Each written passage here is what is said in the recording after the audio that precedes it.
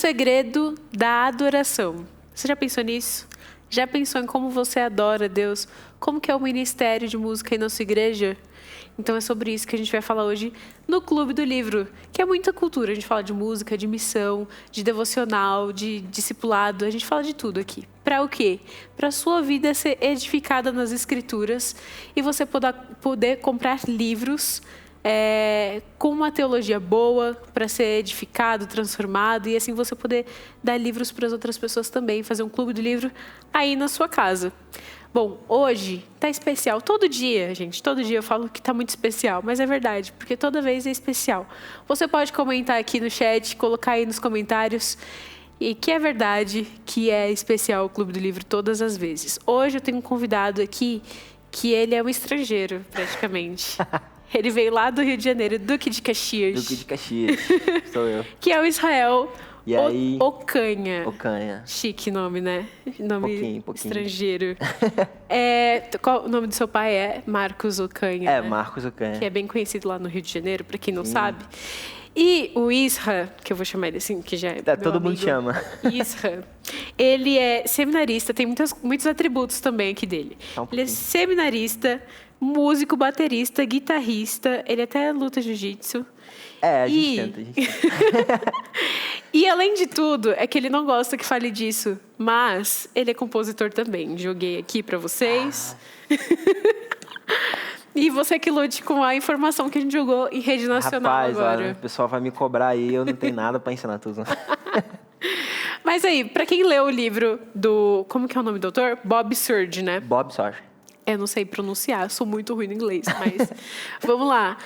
O segredo da adoração, o subtítulo é O Poder de Nadar no Rio da Adoração. Gente, você que gosta de música e você também que não é muito afim, você vai aprender a gostar com esse livro.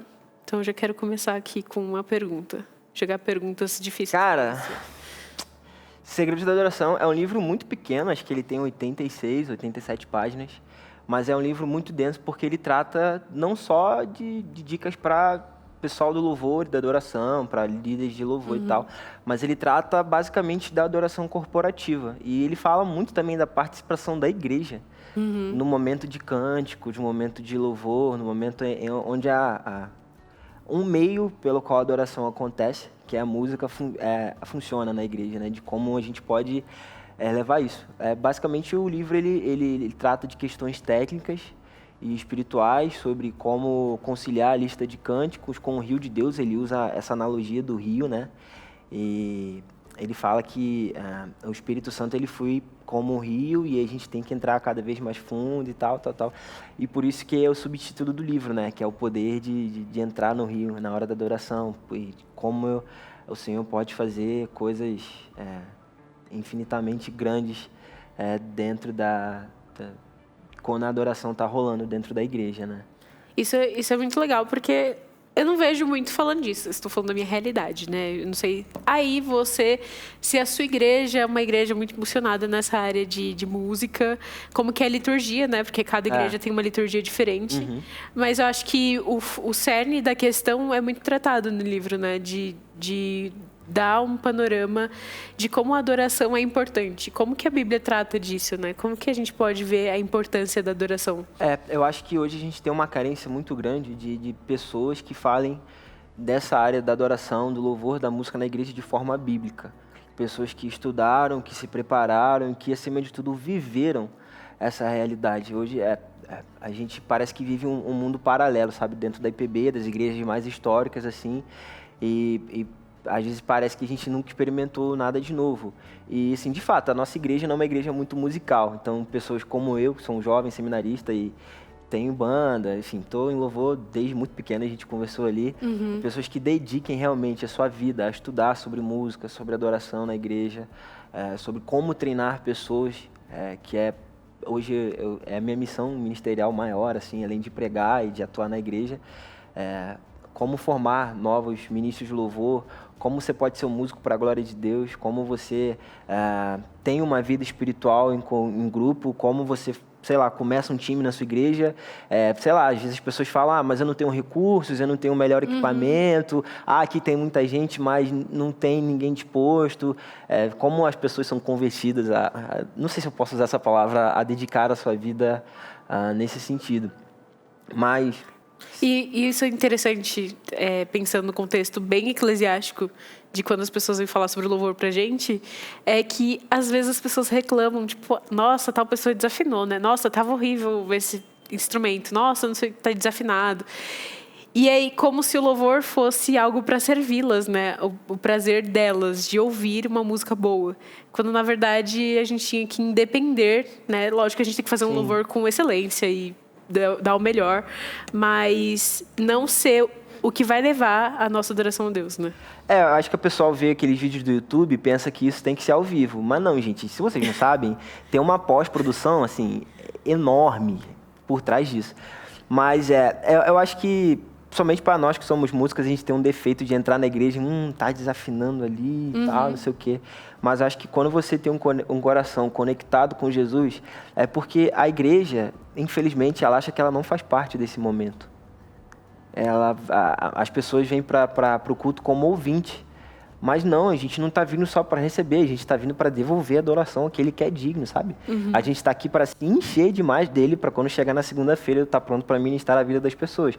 Mas acho que se é um defeito, eu acho que para mim essa é a pior coisa de todo cristão. Eu vim para a igreja para ouvir um pregador, para receber, para sugar. E não para devolver. Então, realmente, quando a gente está vindo para só sugar, para só ver o que tem de perfeito, o que tem de bom, o que tem de ruim, a marca da guitarra, o pedal que o cara tá usando, o verso que tá rolando, aí a gente arruma defeito. Agora, quando a gente vem pro culto, tipo, não, cara, eu sou parte. Exato. Eu sou corpo, eu sou igreja, né? Eu tô aqui para fazer aquilo lá acontecer. Eu tô aqui para contribuir para que o louvor continue legal, para que o louvor comunique ao meu coração. Eu tô aqui de coração aberto. Eu não tô, tipo, posição de adoração, sentido e... sabe? Exato. E... é isso. Eu acho que isso serve também de incentivo para quem está ouvindo a gente, para ver a necessidade da sua igreja, né? Poxa, se a sua igreja precisa de músicos, se a sua igreja precisa de melhorar a ministração do louvor, tal, se você encontra isso como uma necessidade, por que não se preparar para isso, né? Por que não aprender um instrumento? Por que não fazer uma aula de canto? Por que não se empenhar nisso também? Eu lembro que eu fiz aula de canto uma época. E uma professora de canto falava assim: gente, vocês já pararam para pensar que esse é um dom, um talento que vocês vão levar para a eternidade? A gente vai chegar lá no céu e a gente vai continuar cantando, a gente vai continuar louvando o Senhor. Então a gente se prepara aqui na Terra para algo que vai continuar até, assim, a eternidade, né? Para sempre. E é muito bonito ouvir isso. É uma perspectiva de louvor que a gente deveria ter sempre que a gente estivesse no culto ou em casa louvando. É uma perspectiva de que é uma adoração real contínua, e que está chegando, né, ao Senhor, né? Acho que a chave vira quando a gente entende que a adoração não é um momento de louvor, mas é uma vida diante de Jesus. E acho que a gente tem aquela velha mania de falar assim: Deus, eis-me aqui, envia o meu irmão ali, sabe? Não, tipo, não eu sou o cara que aponta o problema. Cara, seja a solução. Como você falou, tipo, tua igreja está com deficiência de músico? Tá, beleza, me ensina aí. Muitas das coisas que Deus começou a fazer na minha vida foi porque eu me dispus a aprender, sabe? O pastor Erival, ele falou isso no culto de ontem. Ele falou: irmão, Deus não chama ninguém que está parado. Ele chama a galera que já está envolvida na obra. E, cara, como a gente carece de músicos fiéis ao Senhor, músicos que tenham uma vida de extrema devoção ao Pai, músicos que sejam canais, assim. Isso é real porque, às vezes, a gente estranha, né? Tipo, sempre quem tá lá são as mesmas pessoas. Mas talvez porque essas pessoas sejam mais ativas e elas estejam mais dispostas a trabalhar, a servir, a aprender. E isso é um incentivo, não é para abater você que está em casa e falar assim: nossa, você não presta. Não, muito pelo contrário. Acho que isso é um desafio para mim, é um desafio para Israel. É um desafio para você aí de casa, para a gente se empenhar e dar o nosso melhor para o Senhor. Afinal de contas, Ele é digno de toda honra e glória. Exatamente. Ele merece todo louvor. A gente não pode... Eu acho que isso, às vezes, dá um medo da gente se envolver nisso e lidar com a glória, lidar com a glória pra gente, a vanglória, como que a gente pode se orgulhar daquilo. mas é um coração humilde, né? O livro, o Bob Sorge, no livro, ele fala disso, né?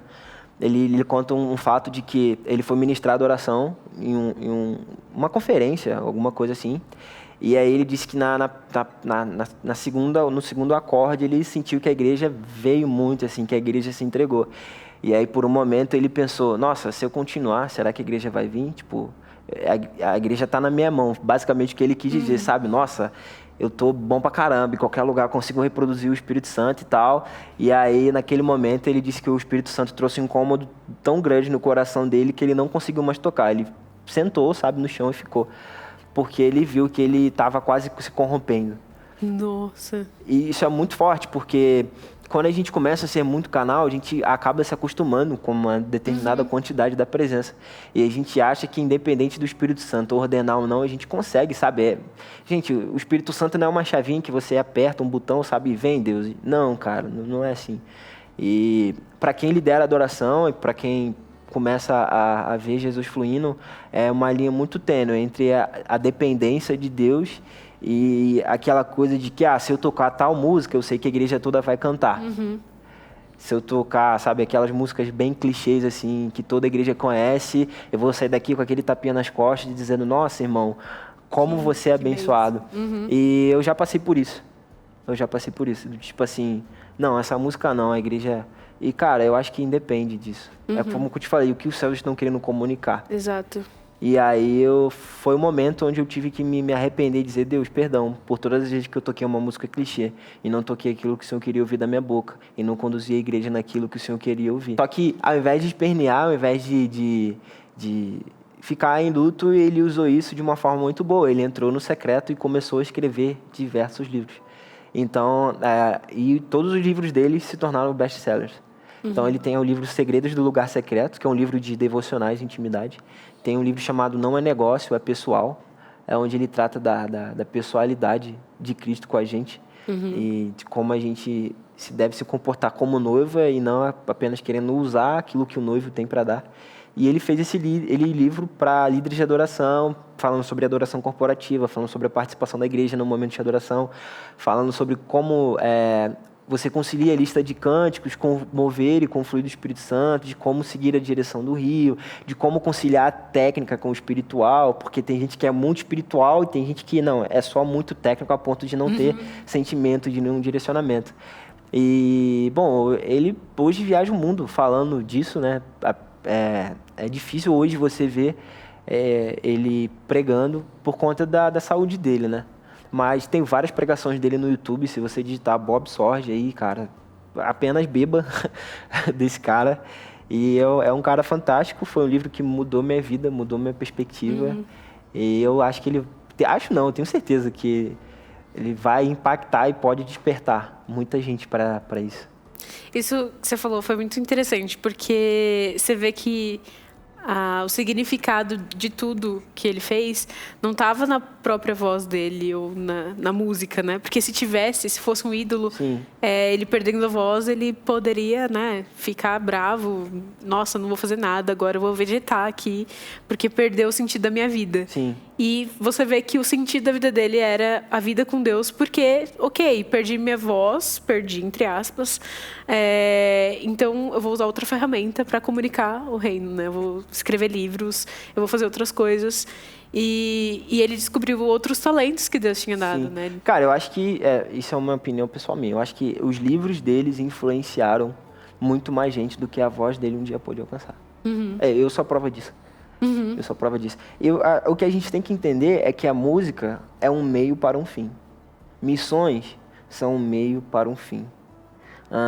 A junta diaconal é um meio para um fim. E qual é o final? A glória de Deus. Exato. A adoração àquele que é digno. Então, quando a gente começa a enxergar isso, a gente vê que, independente se Deus tirar a minha voz hoje, eu vou conseguir continuar tendo um meio para um fim, que é trazer glória a Jesus. E esse é o final de todas as coisas, sabe?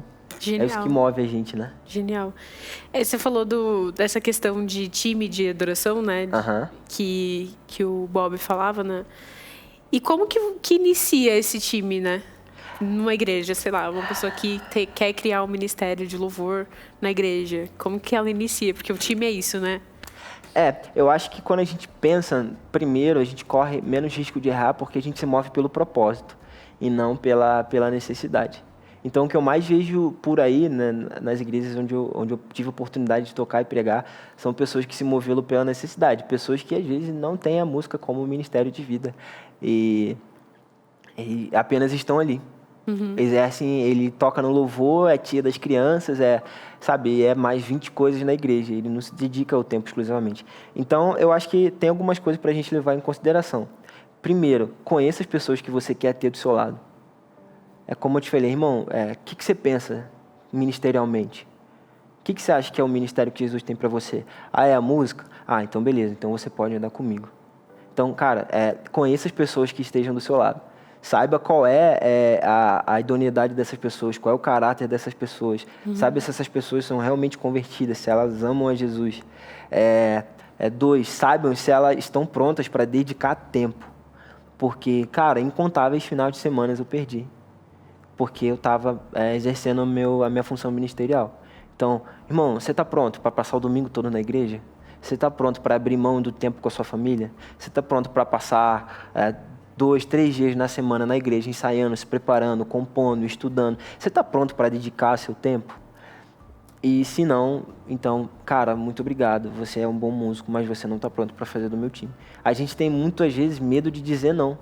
Então, eu acho que muito além de saber se a pessoa tem o dom ou não, é saber se ela está pronta para fazer parte do time, se ela está pronta para dedicar seu tempo. Lá na igreja aconteceu recentemente um moleque que é meu amigo, que é um músico fenomenal, mas ele não teria tempo para dedicar ao time. Então, eu falei, cara, o dia que você tiver, vem.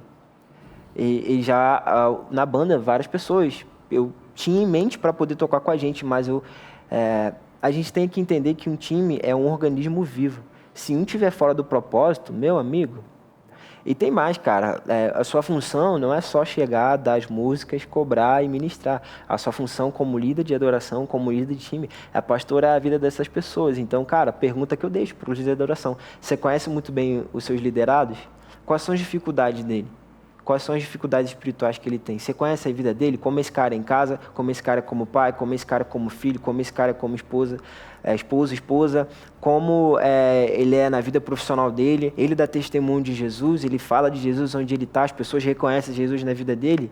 Cara, são muitas coisas que a gente pode falar, mas são coisas que você precisa observar. E se alguma delas você sentir que não, então não traga essa pessoa para andar do seu lado. Às vezes é a oportunidade de você tratar e fazer um discipulado antes de inseri-la, né? Exatamente. É um tratamento de pastorear, de não perder a comunicação, mas de ter a maturidade de falar, por enquanto não é o momento, né? E aí, cara, depois de todas essas coisas, aí você tem a questão técnica. Então, sei lá que ele domina bem o instrumento dele, ele sabe as coisas básicas de teoria, ele sabe tocar em conjunto, mas eu não estou falando isso para as pessoas simplesmente jogarem as outras fora. Não, você tem que colar com esse cara e ensiná-lo e discipulá-lo para que ele esteja pronto para fazer parte do time. Então, se a gente ter essa visão mais discipuladora, a gente vai conseguir treinar cada vez mais e mais pessoas. Exato. E aí a gente vai poder impactar realmente vidas através desse ministério. Do ministério. Acho que um ponto também importante é ter pessoas ensináveis, né? Que foi o que você disse agora. Sim. Pessoas que, às vezes, a pessoa não tem muita técnica, mas se ela está disposta a ser ensinada, já é um trabalho de discipulado, um combo, né? Um trabalho de discipulado e um trabalho de ensino técnico. Você me lembrou, esse é um ponto que eu falo até num vídeo que eu fiz lá no canal da igreja. Você tem que ver o coração dessa pessoa. Ela é ensinável? Porque, cara, como líder, você vai ter que confrontar ela em alguma hora. Como líder, você vai ter que dizer que não. Como líder, você vai ter que dizer, cara, isso que você está fazendo está errado. E se a pessoa não tiver um coração ensinável, vai ser mais um problema que você vai ter. E o pior, ela pode contaminar as outras. Tipo assim, se ele não está te ouvindo, por que eu tenho que te ouvir? Se ele não te respeita como líder, porque sei lá que você é chato, sabe? Eu já passei por muitos problemas assim, por pessoas que não têm um coração ensinável. E, cara, se você parar para analisar a dificuldade desse tipo de pessoa, não é só na igreja, não é só no louvor, mas é em tudo na vida dela.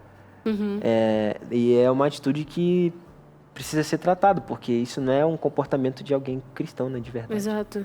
É um trabalho de pastorear mesmo, né? De você nossa, demanda paciência, demanda amor, você tem que amar muito a pessoa e estar disposta a desempenhar esse papel com ela. Então você vê que a adoração, ela atinge todos os campos da nossa vida mesmo, porque se você quer ser um líder de louvor, né, de líder de cânticos espirituais, não é só você orar com a sua equipe antes, é você ter um trabalho de discipulado, um trabalho de preocupação espiritual, de você se importar com eles, mandar mensagem, né? É muito engraçado porque muita gente tem aquele costume, não, vamos orar antes do culto, sabe? Vamos pedir para Jesus abençoar e, cara, como se uma oração antes do culto fosse fazer o que uma vida com Jesus faz, entendeu? As pessoas não dedicam tempo a Jesus, as pessoas não procuram conhecer mais a Jesus, as pessoas não gastam tempo em conhecê-lo, em se aplicar mesmo e acham que uma oração antes do culto vai fazer milagre. Irmãos, tu não passou a semana toda buscando Jesus e entendendo o que ele quer comunicar naquele dia, naquele culto, naquele momento, não vai ser uma oração antes do culto que vai te ajudar. E se a tua vida não está íntegra diante de Deus, cuidado para não ser fulminado. Né? Já jogar um foguinho ali no templo. Pois é. Mas o interessante é que Deus tem misericórdia, né? Ele ainda alcança as pessoas através desse louvor. Só que assim, é que nem Jesus falou, né? Ai daqueles. Tipo, Deus vai ser glorificado, ok? Mas ai daqueles que fazem as coisas, né, erradas ou nas coxas, negligenciando o evangelho, deixando... sendo incompetente, né? Porque eu lembro da passagem o pastor Arival pregou isso ontem, no Culto da Noite, que ele falou sobre quando os discípulos falaram para Jesus, quando Jesus requer isso dos discípulos, né? Fizemos tudo o que devíamos, somos servos inúteis. Então, eles não são chamados de servos inúteis porque eles não conseguiram fazer. Depois deles terem feito tudo. Tipo, chegamos ao nosso máximo, ainda assim somos servos inúteis. E tem uma pregação do Jonas Madureira que ele fala isso, né? Se você não faz tudo o que você deve para Cristo, se você não obedece, se você não faz tudo o que você pode, você não está sendo inútil, você está sendo incompetente. Você só não está cumprindo. Inútil é um patamar ainda muito acima para você. Cara, eu acho que... porque o Bob ele fala disso. Por que é importante a gente dedicar tempo para ensaio? Por que é importante a gente dedicar tempo estudando, se preparando? Porque é justamente isso que você falou. Jesus, eu fiz o máximo que eu podia, mas eu só posso ir até aqui. Eu me preparei, eu estudei, eu ensaiei, eu busquei oração, mas tocar a vida das pessoas só o Senhor pode. Exato. Então, eu acho que é importante isso.